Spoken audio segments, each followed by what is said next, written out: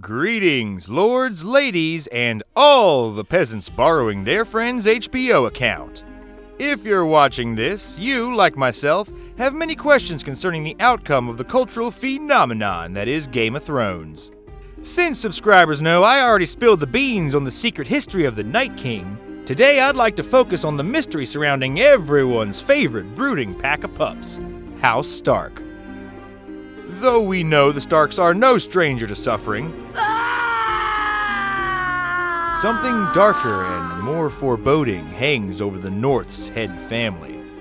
It makes Starks noble yet grim, it makes Starks multiply like rabbits, and it leads to one long laundry list of family sayings. The lone wolf dies, but the pack survives. The North remembers. And winter is coming. There must always be a Stark in Winterfell.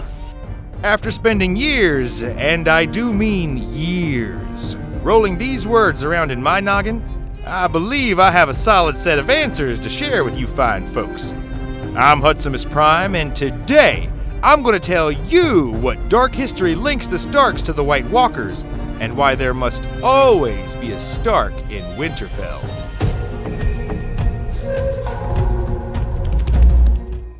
For those who care, this is your first and only warning for spoilers. I'm going to be digging into Westeros history from the books and the show, so from this point forward, everything mentioned in the books or show is fair game. So if you're ready, the night is dark and full of spoilers. So let's go together. In my last video, I blew the lid off the secret history of the Night King and his tragic backstory. For those looking to be entirely caught up before we begin, I'll leave a link to that video in the description below. If you've already seen it or simply do not care, I'm here today to explain how House Stark's history is deeply rooted in the history of the Night King. As mentioned previously, the original Night King was created by the Old Gods through the Children of the Forest.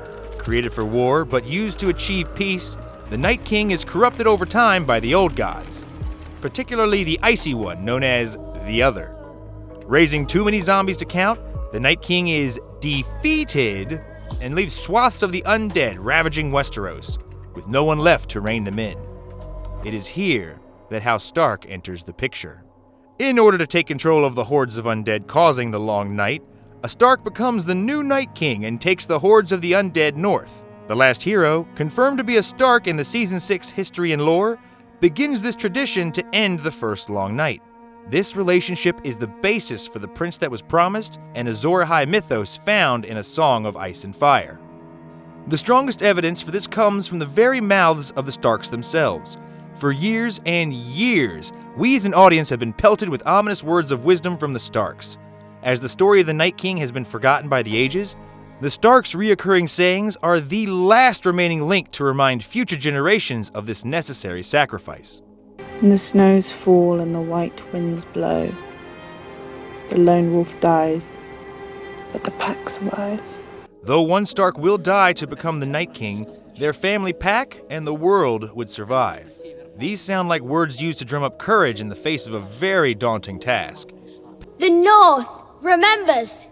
The North remembers the Starks as their saviors. When a big icy grenade fell on their laps, they remember the family who jumped on top of it. The Starks only became kings of North after the events of the Long Night, earned from the people grateful not to lose their own sons and daughters. And their family words, winter is coming, serve as a reminder of their beginnings in the wake of the long night, and a grim portent of things to come. In Game of Thrones, the seasons can last for years, meaning you never know when the change in seasons is coming. Do these words warn of an ordinary seasonal change, or the uncertainty of knowing that at any time, the Night King will return south in need of a Stark heir? There must always be a Stark in Winterfell. During the first few seasons, we hear this saying multiple times. As of now, we have yet to have an explanation or payoff, the words seemingly dead and cast aside with the elder Starks. There must always be a Stark in Winterfell because you never know when the Night King would return. If hearing the lost meaning of all those Stark words didn't convince you of the Stark's necessity in the Night King's history, What you telling him now? what happened to Benjen might. According to the man himself, he was saved by the Children of the Forest after taking an ice blade to the gut. The series begins with two dudes getting murdered and one guy pissing his pants. Why didn't the children save them? or the Rangers Benjen was with, or any of these poor souls. Benjen was saved due to the fact he was a Stark, pure and simple. Though men have forgotten, the children remember how the Starks have averted another long night from occurring. All they would need is a Stark.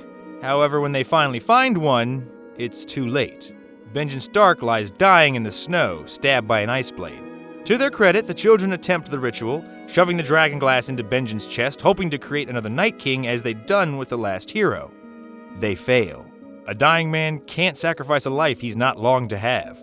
Benjen remains alive, however, he doesn't possess the Night King's power set, and he's now trapped north of the Wall with the undead.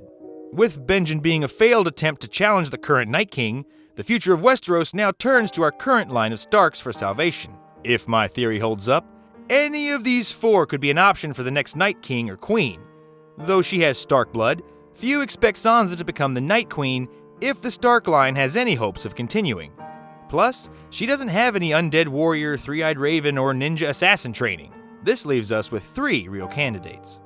Of the 3, Arya is definitely the dark horse to watch. She trained for years to become the embodiment of death, and this would be a great opportunity to be just that. I don't believe Arya will be the Night Queen, as the Stark boys each have too much supernatural stuff going on, comparatively. That leaves us with 2 Stark men to face down the White Walker threat, as has happened numerous times before.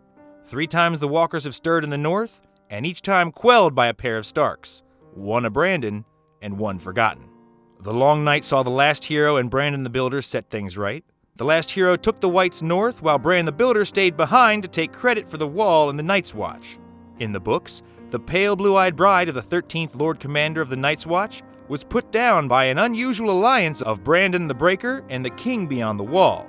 This brings us to our current day and age, and once more we have a quote-unquote nameless Stark and a Brandon Stark ready to tango with the current Night King.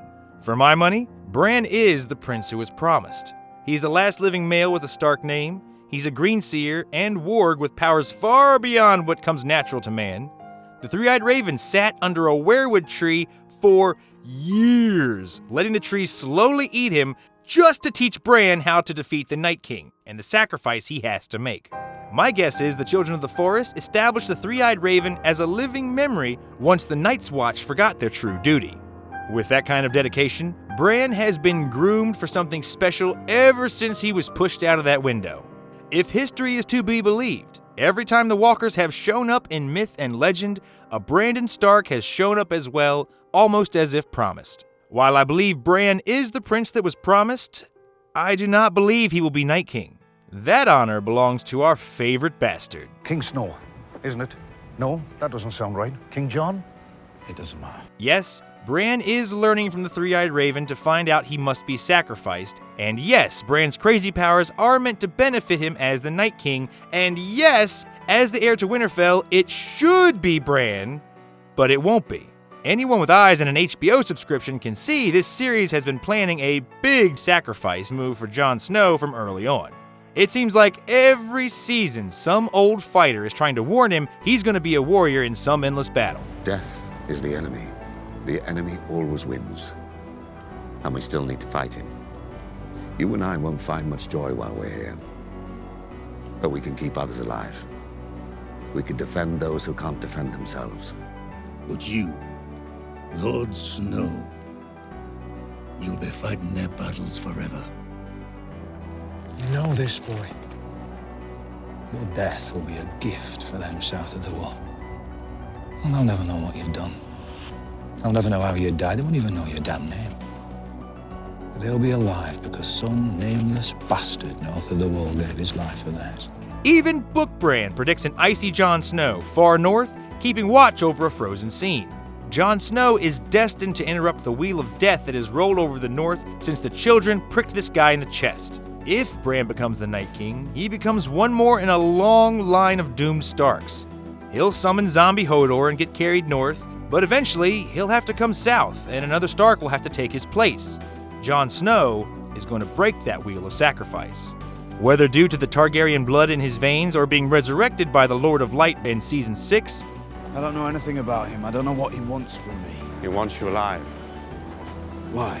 Jon Snow will have enough fire magic in his veins to offset the Night King's eventual madness. The powers of the Night King stem directly from the other, the old god directly opposed to the Lord of Light. When Jon Snow takes his dragon glass to the chest, he's reinforced by the fire god's magic. This allows Jon Snow to exist as a Night King indefinitely, never succumbing to the madness that enveloped his predecessors. He exists as a perfect balance between life and death, of mortal and immortal, of fire and ice. Brandon Stark will remain after King Snow has taken the undead far north of Westeros. Bran Stark will rack in the accolades of sending the dead north, as the Brans before him have. However, history will only have half the story. As the ancient threat is now placated, legend never returns to the White Walkers. No one will know the name of the brave soul who stepped in for his brother to end millennia of sacrifice and loss. All history will know is a song of ice and fire. Well, guys, what did you think? Do you think my two-part theory answers most of the questions laid out by George R.R. Martin decades ago? Do you see the Night King story unfolding in some other way? Do you think I've gone batshit crazy and need to calm down until Season 8 starts? Let me know in the comments below.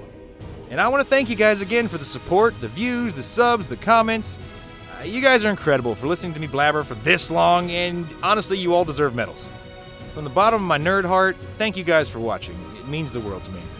And be sure to like and subscribe for more theory videos and gaming videos if you like what you saw here. Until next time, guys, good luck in your day, and Godspeed.